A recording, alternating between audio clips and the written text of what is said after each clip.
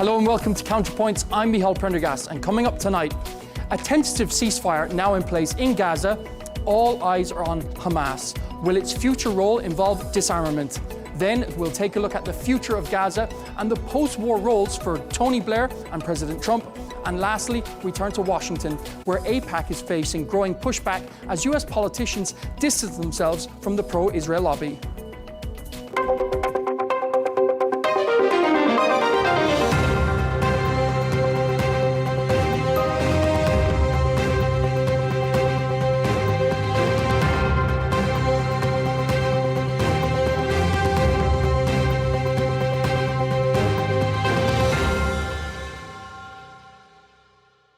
Joining us for this debate is Jackson Hinkle, a political commentator and host of Legitimate Targets on YouTube, and Shabbos Kestenbaum, a political commentator for PragerU. Gentlemen, welcome to Counterpoints. US Vice President J.D. Vance has urged Hamas to disarm during his visit to Israel. I'd like to start with you, Shabbos. Does Hamas need to disarm for this ceasefire to move forward? Well, obviously, one of the preconditions of the ceasefire is Hamas disarming. In fact, the 20-point peace plan requires Hamas to disarm. The problem is not Israel. The problem, as always, is Hamas. Mohammed Nazal just 4 days ago said that Hamas will not disarm. They said they will continue to maintain control over Gaza's security. He said the ceasefire is only a temporary hudna, a pause to rebuild, strength to regain some breathing room. The people of Gaza clearly don't want Hamas in power, which is why Hamas is trying to kill any innocent man, woman, and child that allies themselves against Hamas in Gaza. Oddly enough, you don't hear any of the campus activists or the cultural elites who've been calling Israel's actions a genocide, who've been calling for the freeing of Palestine, who've actually been upset with Hamas killing innocent Gazan civilians. So Hamas must disarm. It's also worth remembering Hamas has been in violation of the ceasefire the minute they signed it by not releasing all of the hostages. Currently, the bodies of 2 Americans, Itai Chen and Omer Nutra, are still being held hostage by Hamas in Gaza, another direct violation of the ceasefire. Your reaction, Jackson? I think the world would be a lot safer if we gave Hamas intercontinental ballistic missiles and nuclear deterrence options. But as for the terms of the ceasefire, I think that Hamas should only enforce the ceasefire from their end fully if Israel will actually enforce the ceasefire from their end. And so far, Israel has not done that. Israel agreed to send in 600 trucks of aid and other materials into Gaza each and every day. So far, they're sending in roughly 89 trucks per day into Gaza. We've only seen, 600 or 900 trucks go into Gaza in total. They've supposed to be sent in 6,600 trucks already by now. When you look at the airstrikes that Israel has committed, I mean, this is an egregious violation of the ceasefire. They've killed roughly 100 Gazans already in just the first 10 days of the ceasefire through airstrikes and shooting. So I think that if Israel or if the United States wants Hamas to disarm, we need to see Israel make good on the promises that they signed their names to. Shabbos.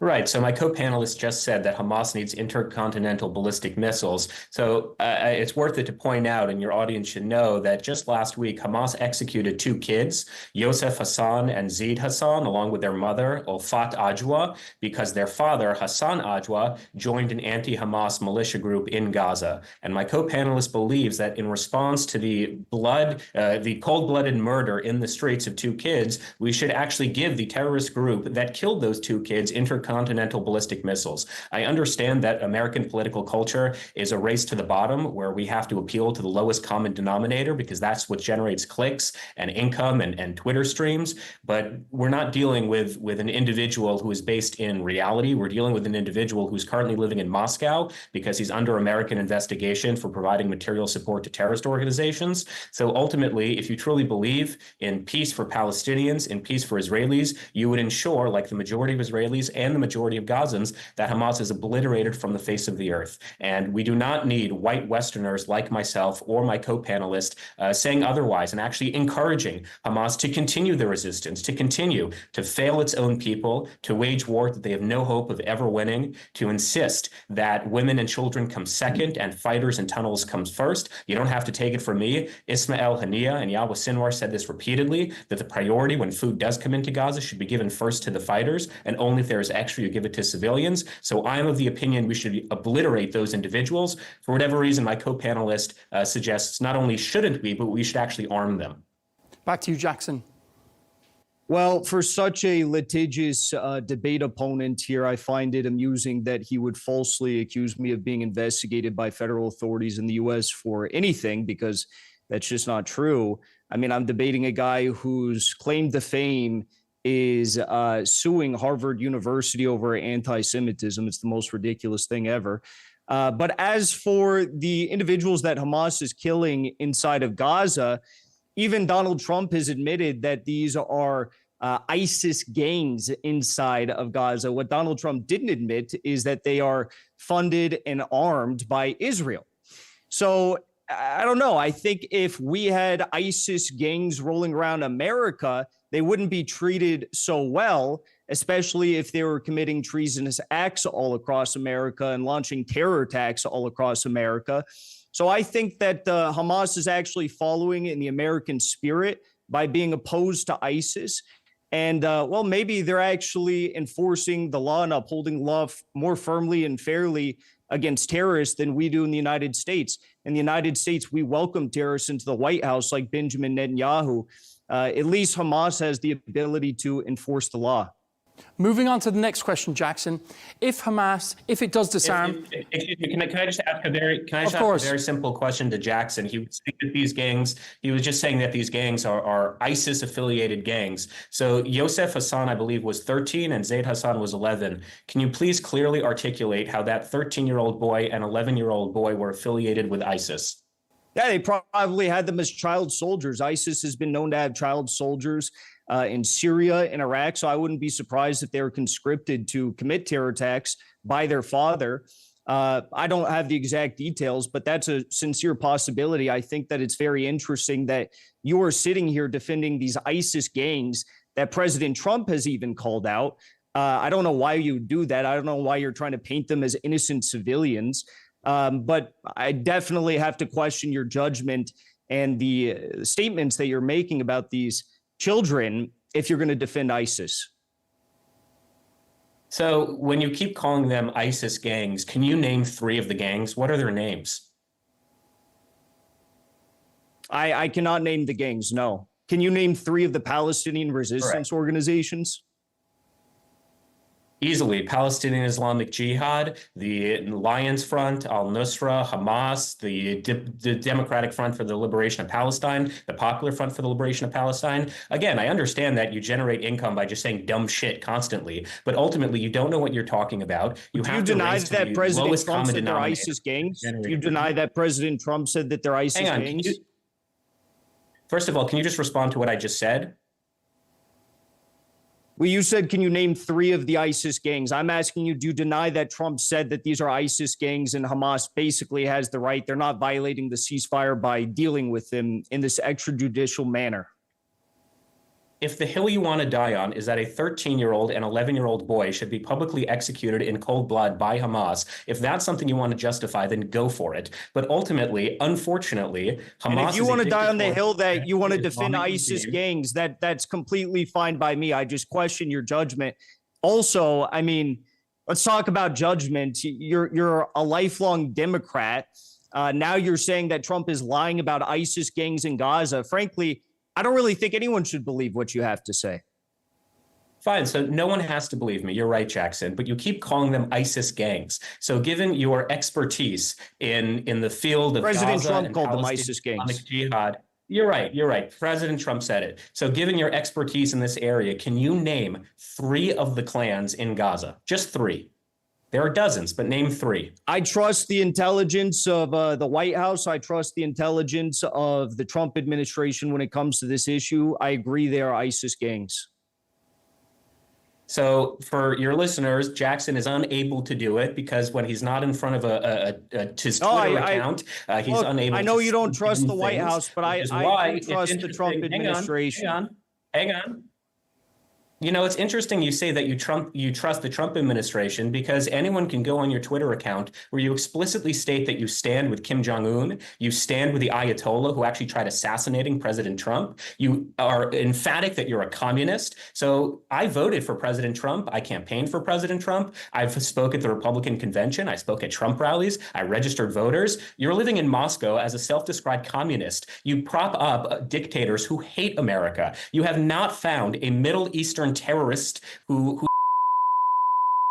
there's a reason you're living in Moscow. It's because no one in America wants you. So go back to Twitter. You're not an expert. You don't know what you're referring to. You can't name not even one gang in Hamas, because all you believe in is anti-West, anti-American, and obviously anti-Semitic narratives. And that's what makes your income, which again, go for it. But don't try to pretend that you're some geopolitical expert when you know nothing about the Middle East. I believe in freedom and democracy for all peoples in the Middle East. For whatever reason, you decided to align yourself with radical Islamic jihadists who kill 13 and 11-year-old boys. Okay, Shabbos, I want Jackson to respond, and then I'm going to move on to the next section. A quick response.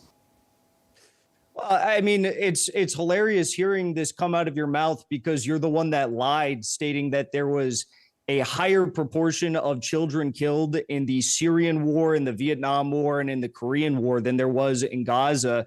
But you've been corrected on that. I think you now understand that's not true. Hopefully, Katie Halper corrected you on that.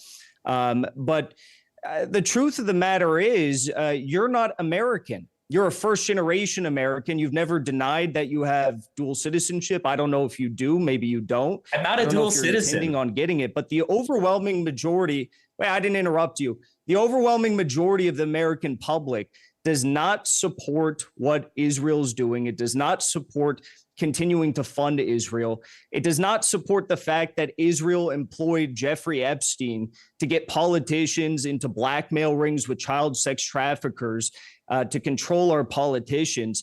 The overwhelming majority of Americans reject what you are, what you embody.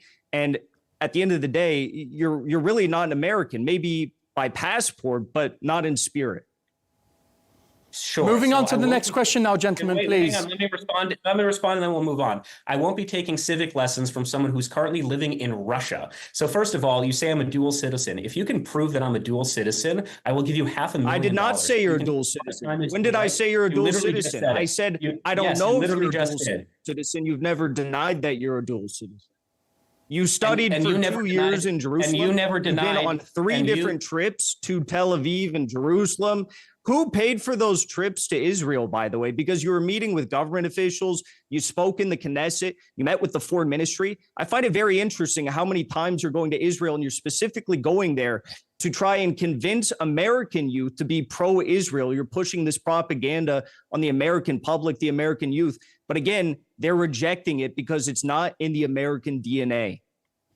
Sure. So first of all, my meeting with the foreign minister of Israel was actually in New York. And if you want to talk about meeting with foreign dictators or individuals who hold anti-American hostilities, can you please articulate why it is you went to Iraq to meet with the Saeed al-Shuhadi Brigade, which is an internationally designated terrorist group? So that's number one. Number two, I'm not a dual citizen. If you can prove that I'm a citizen of any other country, but you'll do it when I'm done talking. If you can prove that I'm a dual citizen of any country, I will give you $500,000. And if you can't prove it, then you give me $10,000 and I'll donate it to a charity of your choice. I can also say dumb shit. Can you prove that you're not under investigation? Although you actually are, which again is why you're living in Moscow. And when it comes to civilian death tolls, it's actually interesting because the Gaza-Israeli war has the lowest combatant to civilian death ratio of any modern war fought in modern warfare. And not only that, it actually has the lowest casualty count of any war fought in modern warfare. And you mentioned Korea, for example. Do you know how many civilians were killed in the Korean War? Well, the numbers fluctuate greatly depending on who you ask. I'm asking you, how many? I'm not a historian on the matter. I mean, the numbers fluctuate greatly. Even when you look at the question of child deaths, child casualties in the Korean War, There are debates about whether or not, they're including the numbers of child soldiers, for example. So there's a lot of discrepancies over that. There's really no clear answer. If Hamas disarms, can we trust Israel won't resume strikes or even the annexation of Gaza? The far-right minister Ben Gvir is already calling for renewed attacks now that the living hostages are back in Israel. Well, they're already striking Gaza this week. I mean, they started to launch these airstrikes on Rafah. Everyone saw the footage. Everyone saw the photos. It's really horrifying. They've killed 100 Gazans since the ceasefire began. And why did they launch these strikes on Rafah? Was it because Hamas or any of the other Palestinian resistance factions violated the ceasefire? The answer is no. The answer, and this is confirmed by the White House and by the Pentagon, the answer is that some stupid Israeli soldier or some Israeli settler company was using a tractor, bulldozer rather, near the Rafah border, and they happened to drive that bulldozer over an unexploded ordnance or an IED, something of that kind, and it blew up and they killed them. And then immediately Netanyahu went out and blamed Hamas. So if they're going to accidentally kill themselves and then blame Hamas and commit to airstriking Gaza, I don't think that the ceasefire is worth the paper that it's printed on. Your response, Shabbos. Yeah, it's interesting that Jackson says that. I'm wondering if he can respond. Hopefully the camera will be able to see this. This is in the Beit Lehi region above the yellow line, which is the demarcation line in Gaza. These are Hamas terrorists who have infiltrated past the yellow line, who then fired upon 2 IDF soldiers. This is 6 days ago. So I don't know where this tractor story came about, but can you please clearly articulate and explain why it is you have Hamas fighters with guns in hand who passed the yellow demarcation line? Go ahead. No, you're so right, Shabbos Kestenbaum. That definitely shows exactly what you're saying.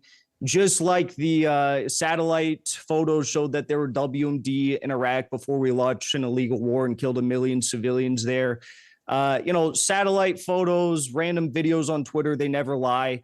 The White House and the Pentagon, they probably got it wrong. It probably, despite the fact that if Hamas fighters were there, near that Rafah airport, they would have been actually behind Israeli military lines, and they would have had to have, I guess, hunkered out there in that position behind Israeli enemy lines for 8 months with presumably little to no food, water, provisions, anything like that, and then launched a surprise attack, ambush attack on Israeli positions just 2 days after, or a few days after the ceasefire was signed. This happened on Sunday.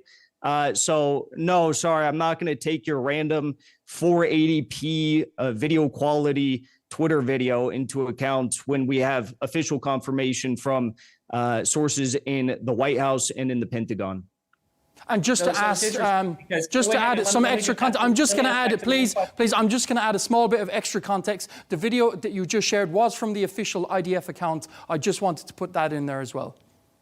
Not only is it from the official IDF account, but it's interesting because Jackson was saying just a few moments earlier that Jackson trusts President Trump, and President Trump actually tweeted that specific video. So Jackson, if you can explain, when should we trust President Trump and when should we not trust President Trump? And again, given that you're an expert in the region, you mentioned the Rafah airport. I have no idea what you're referring to, given that Gaza has not had an airport in 20 years because it kept being used as a base for launching missiles. So again, if you can please clearly articulate, Jackson, when should we be trusting President Trump? When he has said and articulated clearly that Hamas has been firing on IDF positions in violation of the ceasefire? And when shouldn't we trust President Trump? Go ahead.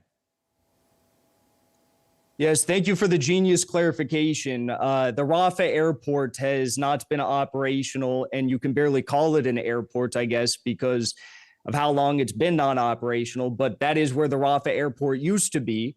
So that is called the Rafah airport grounds. As for when we should or should not trust U.S. officials when they speak on sensitive matters related to, hot button geopolitical issues, I think a good rule of thumb is to identify when U.S. officials speak out against the prevailing norms in Washington, D.C. So the prevailing norm would be that the U.S. usually goes along with whatever Israel says. They usually don't have much, to say that's all that different from the Israeli Foreign Ministry, from the IDF, from Netanyahu himself. So when an American official or Trump himself or a Pentagon official comes out and contradicts an Israeli official, that's extremely rare. And I think that's worth noting. And maybe we should take a closer look at what they're saying, because it's probably truthful. Interesting. So we should only be trusting the president when he affirms your preconceived political notions. And again, given that this is not a random Twitter video, but this is actually a surveillance footage that President Trump himself retweeted of Hamas crossing out into the yellow demarcation line, can you please clearly articulate, A, why Hamas was doing that, and B, how that is not considered a violation of the ceasefire? So how many days old was this video? This is from October 19th, so not even 4 days ago. Okay, so the attack occurred on October 19th, but it took several days for the United States, the Pentagon and the White House to come out to journalists and confirm that what happened was a bulldozer going over either an unexploded ordnance or an IED, again, near the Rafah border. So the video was out, but then they got the facts together and they realized that actually it wasn't Hamas. That's what you want me to try and pick apart here, because it seems quite linear and there's a chronological order as to the events of this story, which prove that there is absolutely nothing to do with the random black dots which you're passing off as Hamas militants in that video, and what actually occurred to the individuals that were killed on that day on October 19th. I'd like to move on to our next section. I want to focus on what happens once the fighting ends and reconstruction begins. There has been many ideas floating around. One has proven very controversial. The former British Prime Minister Tony Blair, overseeing reconstruction and the political transition, the Shabbos, is his involvement welcome? Look, it really depends on whether the Palestinians and the Israelis have trust in Tony Blair. I mean, certainly the people of the UK don't have trust in Tony Blair. What I would say is this: unfortunately, Palestinians, like all human beings on planet Earth, possess moral agency, right? They can make choices in life. And all too many of them made the choice in 2006 to elect Hamas. I wish that wasn't true. It is true. Unfortunately, not a single Palestinian, even in the face of a $5 million reward from the Israeli government, decided to reveal where a single hostage was being held. I know Jackson was speaking to a Hamas commander where he told them that actually hostage taking has been vindicated. So he actually believes that more Jewish babies like Fir Bibas and Ariel Bibas should be kidnapped into Gaza and held as hostage. But nevertheless, unfortunately, Israel's main priority is the safety and security of its own people, the Muslims, the Christians, and the Jews that call Israel home. So if they have trust in Tony Blair, if they have trust in this intergovernmental coordination for the Gaza Strip, then so be it. But ultimately, we have to ensure that an event like October 7th can never happen again. We have to ensure that Hamas or any radical Islamic jihadist cult does not have the military capabilities or physical infrastructure to wage war against Israel or to harm their own population, which for whatever reason Jackson isn't supportive. But what I will say is it's very hard to get to point 18, 19, 20, and so on if we haven't even crossed point 1 of the 20-point peace plan, which would be the return of all hostages. And I'll remind you, which is what I said in the beginning, if Jackson is so America first, then I'm curious as to why he's not upset that the two bodies of Americans, Omer Nutra and Itai Khan, are still being held hostage by Hamas. Or why is it that Bipin Joshi, who's not Israeli, who's not Jewish, who's a Nepali citizen, he was kidnapped on October 7th. His body was held for more than 2 years. He was murdered in captivity and he was just released. The funeral was in Nepal yesterday. So I'm curious as to why Hamas took bodies. If this is just about the occupation, it's just about the settlements, it's just about Israel, it's just about the Jews. I'm curious why they beheaded Tanzanian workers with shovels. You can watch the video. Let's allow Jackson to respond. I'm curious why they kidnapped Nepal citizens. Sure. How do you respond, Jackson? I haven't heard that much Zionist cope in the Big 25 in a while. we're still talking about October 7th, I guess. Now, if we're going to talk about making sure another October 7th doesn't happen, I think we should make sure that there's no stand down orders for the IDF, Israeli security personnel, if there's ever a future attack on Israel. If we want to make sure there's not another October 7th, we should make sure that, Israeli Apache attack helicopters don't rain hellfire down upon Israeli civilians and Israeli cars. But I guess we'll leave that to the side for now, because that subject has been, I think, touched extensively. As for the issue of Tony Blair, I guess I agree with Shabbos that Tony Blair governing over Gaza is ridiculous. This is a historic mistake. Tony Blair is so unpopular, so hated by the British people. He can't even walk on the streets of London. He illegally started a war in Iraq that was responsible for 1 million deaths. And in this Tony Blair, transitional government plan that they've created, they're talking about creating a blockchain hub in Gaza. They're talking about creating a man-made archipelago of islands off the coast of Gaza. They're talking about making it some tax haven. There's maybe a very small chance that's what the Palestinian people want for the future of their country, but I'm not a betting man. My religion doesn't allow for that. But if I was, I would say that's probably not what the Palestinian people want. They don't want to be represented by Tony Blair. And I think this is just yet another absolutely disgraceful chapter in the troubled history of the people of Gaza. Shabbos?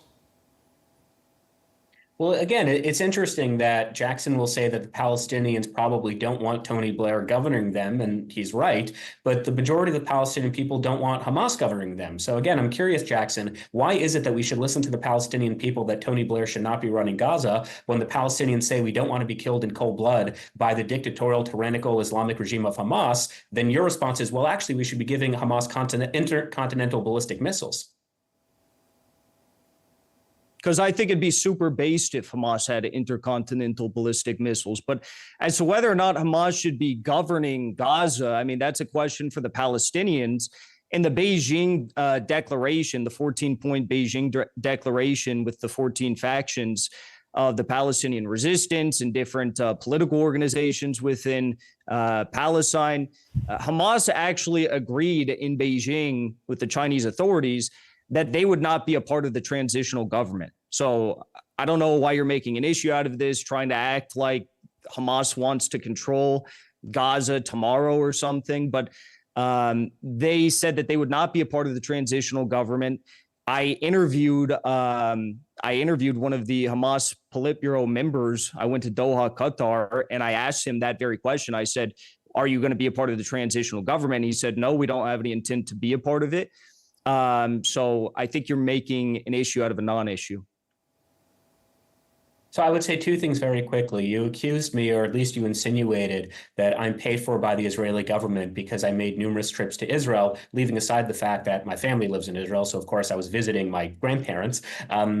It's interesting because, as you just admitted, you went to Doha to interview Hamas. You're meeting with government officials. For the funeral of Hassan Nasrallah. You went to Iraq to interview the leader of an internationally designated terrorist group. So I'd be curious to actually understand who paid for those trips to all of these terrorist hotspots. That's number one. Number two is when I said, why should Hamas have intercontinental ballistic missiles? You said it would be based, which I think really underscores the dumbing down of our society. When you have an individual who is propped up by Qatari bots on Twitter, who makes his entire income after saying outrageous and dumb things for the sheer purpose of saying outrageous and dumb things. And I got to say, shame on Arabiya, who platforms the lowest common denominator of our society. This is an individual who has the intellectual capabilities of a folding chair. The people of Gaza do not want Hamas, but Jackson Hinkle, who's currently living in Moscow, who has interviewed and expressed sympathies and support for every terrorist in the Middle East you can think of, he knows better than the people of Gaza. It's pretty shameful.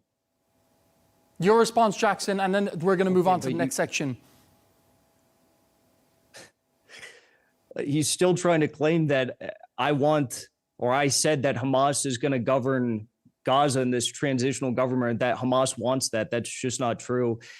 He can't even read a one-page document, the Beijing Declaration, apparently, but he's talking about me having a low IQ. Very interesting.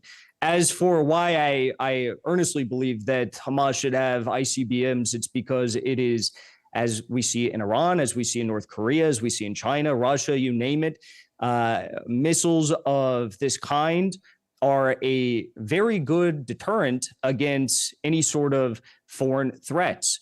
And I support the sovereignty of the people of Palestine because they are humans. They have basic rights. And I believe that they should be able to have the ability to determine their own destiny, but they cannot do that. They can't even choose to have their own government if they're being invaded, occupied, and having Tony Blair thrust upon them by the Brits, the UK, and the United States and Israel. So again, that's why I think they should have it. Sorry, go ahead. I just want to say you brought up the point of you keep saying that you brought up the point of me going to Iraq, and you brought up the point of me going to Iraq and to Lebanon. I believe I'd also add that I took an amazing trip to Yemen, and I met with the leadership of Ansar Allah in Yemen. That was amazing. As you pointed out earlier on, you said I'm big money bags because I've got 3.6 million followers on Twitter. That is true. I have the capacity to pay for my own airfare. I get Turkish Airlines miles and miles points. So some of these trips, are based on points, which is pretty great. But I enjoy all these trips. I enjoy meeting these people, and I enjoy sharing their cultures and their political aspirations with the rest of the world.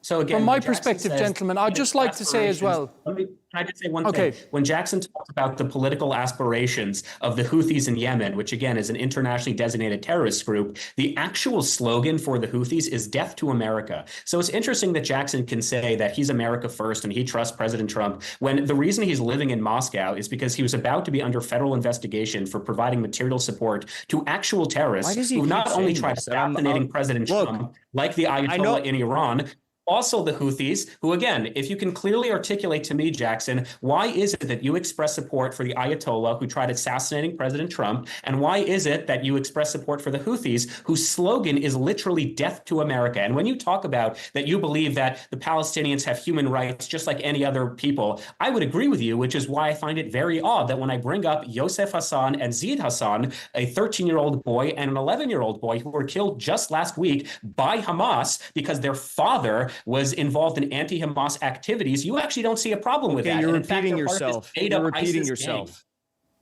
Because you don't have the intellectual ability to respond or refute to my claims.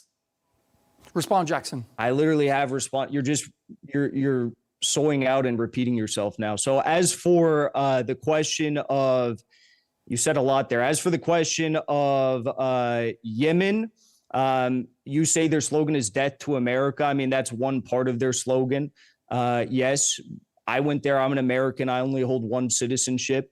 And they treated me quite well when I was there. I enjoyed my time there. So clearly it's not like death to American citizens. I think they mean death to American imperialism. And when I say I think, I mean, I know because they told me that. As for what was some of the you're talking about the Americans that were fighting for Israel and their bodies being left behind in Gaza or something. Frankly, if there's any American who has been fighting for Israel in the IDF, I think they should immediately lose their citizenship.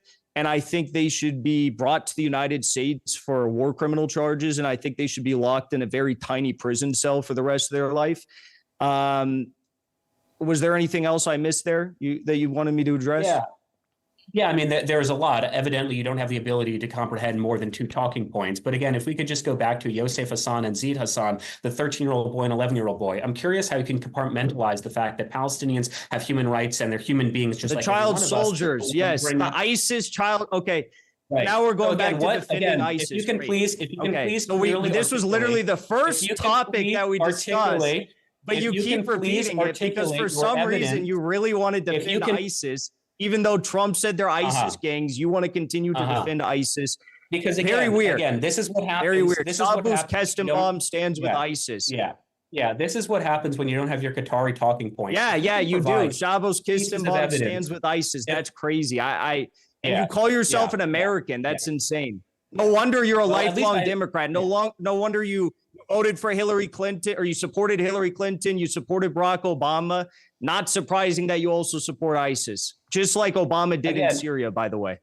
I'd like to move on to our next and final section, gentlemen. You have to let me respond to his idiocy. It's interesting you talk about me supporting Hillary Clinton, which I didn't. I was actually a Bernie Sanders supporter, which is interesting because so were you. And I know you don't like when people remind you of that fact because it makes you look like an idiot. I am at least able to admit that I was 18 and I was naive, and then I had a functioning brain and was able to actually see that terrorist groups like the Houthis that call death to America, which you yourself have admitted is part of their slogan, is pretty bad. And again, it's interesting you talk about the need to strip Americans of their citizenship. I live in America. I voted for President Trump. I campaigned for President Trump. You currently live in Russia. Okay, so you don't have the ability to start questioning people's patriotism. Why don't you come back to the United States and stand trial for all the federal investigations for providing material support to terrorist organizations? And again, if you can please provide 2 pieces of evidence as to how Zaid Hassan, a 13-year-old boy, was part of ISIS, which doesn't even operate in Gaza, that would be great. If you're able to provide the list of civilian casualties in the Korean War, that would be great. If you are able to provide the combatant to civilian ratio in the Gaza-Israeli war, that would be great. If you're able to provide the names of 3 clans that are currently operating in Gaza, that would be great.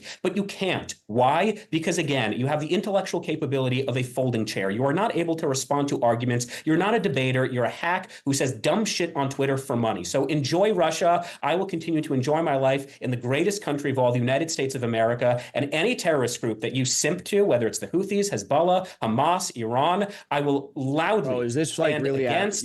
And I speak on behalf of millions of Americans when I say, take your communist Russian Houthi ass and stay in Moscow. Whoa. That guy just went like, he went like full John McCain reincarnate on me. We're talking about moving to the next question. Wow. Okay. I'll just say a quick response. I'll say one thing. I find it so interesting that I have not been made aware of this quote unquote federal investigation into me for allegedly visiting countries or communicating with certain political leaders. I don't know. I guess interviewing leaders is now illegal. But Shabbos Kestenbaum apparently has, the insider knowledge. Shabbos, do you have some special relationship with the FBI or the CIA or NSA that you want to inform the public about at this time? Because you keep saying this is happening. Easily. So how do you know exactly? Yes. Oh, easily, because unlike you, I'm able to comprehend American law. It's illegal to provide material support to terrorist organization. It violates USC Code 113, I believe. You have been on the record for your support of the Houthis. You're just making stuff up. So you're saying that it's illegal to interview world leaders, but CNN and Vice News can go interview Al-Qaeda and ISIS and Hayat al-Sham in Syria. So that's fine. But if I interview legitimate governments and their presidents or their foreign ministers, then that's illegal? No, it would be illegal to provide material support, which is what you've done. It's also illegal to physically abuse your wife, which you have done. Yeah, and there's a reason that you're living in Moscow. It's because I don't even have a wife. This guy is so insane. I don't. You got divorced because he kept abusing her. Because you got divorced because you abused her. He made his entire political legacy. Look, the most surprising thing about this whole interview is that there's actually a person named Shabbos Kestenbaum, and your entire That's not how you pronounce my name. Claim to fame is that you literally sued Harvard for anti-Semitism. Bro is never beating the stereotype allegations. I want to move on to the next section, gentlemen. Please. We're just running out of time. We're just running out of time. Okay. A very quick response. First of all, my name is Shabbos Kestenbaum. Learn how to pronounce it. Second of all, yeah, we sued Harvard and we got a federal district court, Judge Richard Stearns, to actually agree that our claims had validity, and we won. So if any American is watching this, Jewish, Christian, Muslim, if your civil rights are being denied to you, then you should absolutely take the court of law into your own hands, and that you should ensure that elitist billionaire institutions like Harvard or Columbia or elsewhere are held accountable. That's number one. Number two, Jackson, you're right. You don't have a wife. That's because she divorced you because you physically abused her. Everyone can Google Jackson Hinkle wife. Everyone can also Google. I've Jackson never Hinkle had a wife. I don't know why he. I don't know why. And I don't know as well legally if those are allegations as well. Listen. If you're, I guess your line for success and truth is based on whether or not you get a successful court hearing in an appeal or something like that. By your own logic, that would mean that Jeffrey Epstein was vindicated of his crimes that he committed on behalf of Mossad because he got a plea deal in Florida after sex trafficking a bunch of little girls. So no, the law is not always fair and correct. And the Trump administration and their Zionist pawns had a big influence on that settlement that you're discussing. Really? So can you please clearly articulate how the Trump administration resulted in the settlement between me and Harvard University? Go ahead. Correct me if I'm wrong, but the Trump administration was threatening to withhold in the long term $9 billion in federal funding for Harvard over anti-Semitism. You are wrong because our court case was decided well before that. So go ahead, try again. So you think that the Trump administration just announced that on day one, or do you think that there was probably private negotiations going on behind the scenes, as there always are in matters like this? You weren't the only lawsuit. There was a number of lawsuits, which were even settled before yours, if I'm not mistaken. This was a months-long negotiation that was started by the Trump administration before he even entered office. So I don't really. I have to interject here, gentlemen. It's getting extremely personal. I want to drag us back to the debate, which is why I brought you both here. The Gaza war has shifted political discourse globally, especially in the West. In Washington, backlash against Israeli lobby group AIPAC is growing. The Democratic Congressman Seth Moulton has just returned AIPAC's donations. I'd like to come to you, Jackson. Why is this happening, and is this the new normal? This is happening because Seth Moulton realizes that it is unpopular to take money from AIPAC. Unfortunately, for many American citizens, they're going to be duped into believing that any politician who does this is, in effect, not taking money from pro-Israel lobby groups in the United States. There are many pro-Israel lobby groups. There's federal ones. There's state ones. So I don't really know if denying AIPAC donations means a whole lot. We'll have to wait and see. I think it's worth noting that pro-Israel lobby groups donate more money to politicians and political campaigns and political causes than any other country on the face of the planet, who, by the way, every other country on the face of the planet has to register as a foreign agent under FARA if they are going to intervene in U.S. politics in this manner. For some reason, Israel doesn't have to do that. I know JFK tried to change that when he was president. Then he was killed.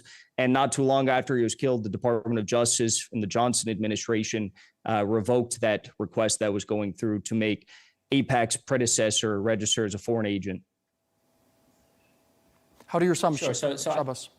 Yeah, I'd say two things. First of all, the Federal District Court in Massachusetts and our judge, Judge Richard Stearns, he actually ruled that our case could go to trial in July of 2024 when Joe Biden was still in office. So again, this is the problem with low IQ individuals like Jackson Hinkle. They say stuff when you ask them basic questions, they're unable to respond. So for example, you just said that AIPAC is the largest provider of lobbying funds. Do you know how much money they gave last year? Take a guess. Do you know? I didn't say that AIPAC was. I said pro-Israel lobby organizations are the number one foreign influence in U.S. politics compared to any other country that intervenes in U.S. politics and has to also register under FARA. Okay, so let me ask you a basic follow-up question. Can you name 3 pro-Israel foreign lobbying groups and then how much money they've spent, given you just made the claim? How much money they've spent? Name I don't track. I'm not on open. I'm not on open secrets 24 hours a day reading all of the new FEC filing reports of these different Jewish organizations. I'm not that crazy. You have AIPAC, you have J Street, and California. You have the California Jewish League, I believe, which just got a bill passed in the California state legislature. I believe Gavin Newsom hasn't signed it yet, but they're creating some anti-Semitism czar to oversee anti-Semitism in all California public schools. But no, sorry, I cannot give you their exact expenditure amount to the date. Sorry. So then it's interesting. So then it's really interesting, though, that you would say that they have spent more than every other foreign lobbying group when you can't even name the amount that they have spent. And also, you specifically said foreign lobbying. Last I checked, California's in the United States. It's a well-known foreign fact. lobbying It's groups. a well-known fact. Name 3 foreign lobbying groups. Spend more than anyone else.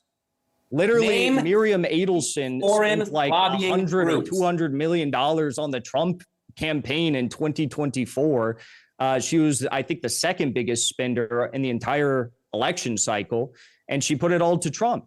So it's very clear that pro-Israel lobby groups, pro-Israel, also individuals, if you include Miriam Adelson, which I initially was not including Miriam Adelson, they are the biggest spenders. Sure. So again, you just made the claim that foreign pro-Israel lobbying groups have outspent every other foreign lobbying group. I'm asking you 2 basic questions. As someone who calls himself a journalist, you should be able to answer. Can you name A, the amount of money they've spent, or B, can you name 3 foreign lobbying pro-Israel groups? Miriam Adelson is a person and she's an American. The California Jewish lobbying group is based in California. So can you please name 3 pro-Israel foreign lobbying? That's a U.S. state. What does that have to do with anything? And also, by the way, I don't know because you made the claim. Understand this, but there are actual campaign contribution limits on how much an individual person can donate to any given politician. So Miriam Adelson didn't actually directly contribute directly to the Trump administration. In some ways she did through political action committees, but in other ways, she did it through other means, through dark money channels, things of this nature. But you know what, Shabbos Kestenbaum, you're right. I believe actually I got it completely wrong here. I think that actually Papua New Guinea or Burkina Faso is probably the number one foreign country intervening in U.S. politics and donating to politicians. Definitely not Israel. I don't know why I said that. It's probably like Vietnam or something. You're right. So again, for all of the listeners who've been following the debate, which I can't imagine is too many at this point, every time I've asked Jackson a normal, rational follow-up question to claims he has made. So for example, when he had said that more civilians died in Gaza than Korea, I said, okay, well, how many civilians died in Korea? He's not able to tell me. I never said that. I said it's a higher proportion of children. I never said that more civilians died in Gaza than Korea. Try not to interrupt, buddy. Never said that. Okay. I don't misinterpret your words. I never said more civilians died in Gaza than in Vietnam or Korea or anything like that. I said there was a higher proportion of child deaths in Gaza than in Korea, than in Syria, or than in Vietnam, which is something you claimed was not true. And then you got corrected live on Piers Morgan and you were made out to be a clown. Now you're trying to mince my words and make people think that I said something I didn't say. We're just out of time, gentlemen. I'm going to have to jump in there. Question. Can you name, wait, let me ask one last question. Because again, Jackson, you just made another claim. Can you name what the child or civilian combatant ratio? Bro's trying to be Matan Evans out here. Can you name 5 books to the OnlyFans girl trying to be Matan Evans out here? Listen, have a normal debate, talk about the facts. You know what the facts are. You know Papua New Guinea isn't the number one foreign donor of U.S. elections. Get real and stop lying about the child deaths in Gaza. So again, you just made a claim. I just want to understand your claim. You said that the Syrian civilian or child combatant ratio was lower than in Gaza. If I want to believe that claim, can you please tell me what was the civilian or child ratio in the Syrian civil war? The Syrian Observatory for Human Rights says it's 4 to 5%. The United Nations says it's 12%. Great. You just make shit up. It's unbelievable. So again, for all of your listeners, there's a reason Jackson. You want to fact check me on that right now? Look it up. Why when I answer your question, is it just not believable now? Because those are 2 real organizations that put out those making up numbers. Those are real statistics. They're not made up numbers. Those are what their reports actually said about the Syrian war. What? So What do you again, want me to do? every single time I've asked Jackson, you can read the every time reports. I've asked Jackson a straightforward question, he can't answer, or he'll just make up numbers. The reality is that the war in Gaza has had the lowest civilian to combatant ratio in the history of modern warfare. That's number one. Number two, I'm not a fan of AIPAC. Politicians can take whatever money they want. Yet when Jackson makes a ludicrous claim that the pro-Israel foreign lobbying groups have spent more than every other country, but then he's not able to name 3 pro-Israel foreign lobbying groups, I'm somewhat suspect to his claims. We're just out of time. I'm going to have to end it there. So thank you to our panelists for joining the show tonight. Jackson Hinkle, political commentator and host of Legitimate Targets on YouTube, and Shabbos Kestenbaum, political commentator for PragerU. Thank you for tuning into this episode of Counterpoints. To keep up to date with our latest debates and interviews, be sure to subscribe to Arabiya English on YouTube, and don't forget to follow us on X and TikTok.